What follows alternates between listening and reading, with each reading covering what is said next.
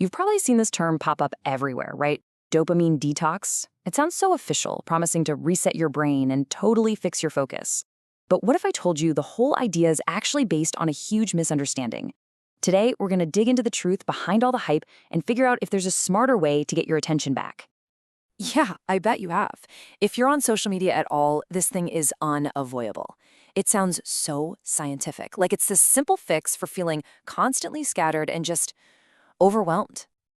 And that's the real question, isn't it? We all hear this talk about breaking bad habits and getting our focus back. And it's so tempting to think, hey, maybe this is the magic bullet I've been looking for. Well, here's where it gets really interesting. The answer is kinda yes. The practice itself can be incredibly powerful, but the popular name for it is completely misleading. So let's break down why that is. All right, so to really get why this practice can work, we first have to clear up a major misunderstanding about what we're even trying to detox from in the first place.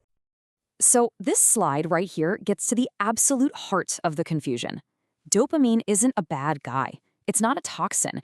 It's the chemical that literally motivates you to do, well, anything. You can't get rid of it, and trust me, you wouldn't want to.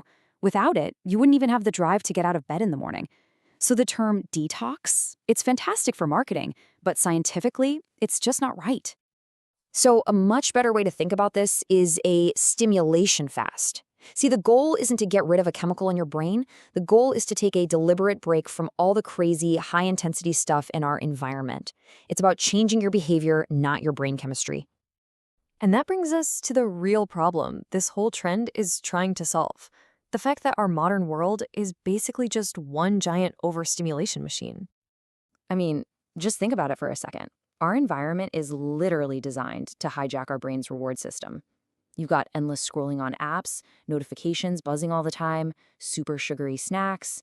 All of these things give us what you could call cheap dopamine hits.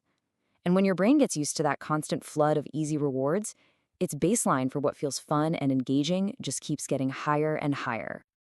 So, let me ask you, does any of this sound a little too familiar? That feeling that you can't sit through a whole movie without checking your phone?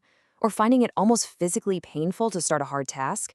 Or maybe just feeling kinda meh about things you used to really enjoy? These are all classic signs that your stimulation baseline might be a little out of whack. But here's the really good news. You are not powerless here. Not at all. You can absolutely do something about it. So let's talk about the solution, which we can call a smart reset. It's all about reclaiming your attention.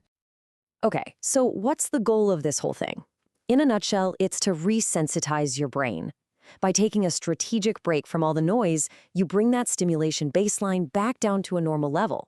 And suddenly, simpler things, like reading a book, or going for a walk, or doing some deep, focused work, start to feel genuinely engaging and rewarding again. And the payoff for doing this? It can be huge. People who practice this consistently talk about having way sharper focus, better control over their impulses, and a brand new appreciation for simple pleasures. All of that while feeling way less overwhelmed by all the digital chaos. Sounds pretty good, right? Okay, so theory is great, but how do you actually do this? Well, you don't have to go lock yourself in a dark room for a week. Let's look at some really practical, sustainable ways you can get started. I love how this slide lays it all out. You don't have to jump into the deep end. You can just pick a level that feels doable for you right now. Maybe you start with the daily trim. Just no screens for the first hour of the day. Or maybe you're ready for a full weekend reset. The point is to be intentional, not to be perfect. And here are a few more quick wins you can literally start today. Instead of grabbing your phone the second you wake up, try doing a few stretches.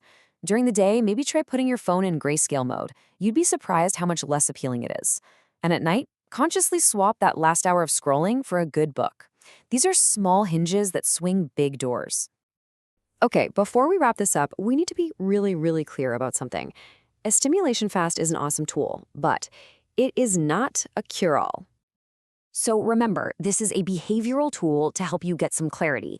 It's not a substitute for professional help if you're dealing with deeper issues like clinical depression or ADHD. And just like a crash diet, if you go too extreme, you're probably just going to rebound right back to your old habits. So moderation is definitely key here. I think this final quote just nails it. This isn't about punishing yourself or denying yourself pleasure. It's about creating just enough space in your life so that you get to choose where you direct your most valuable resource, your attention. It's about moving from being reactive to being intentional. And that, I think, is a goal absolutely worth chasing.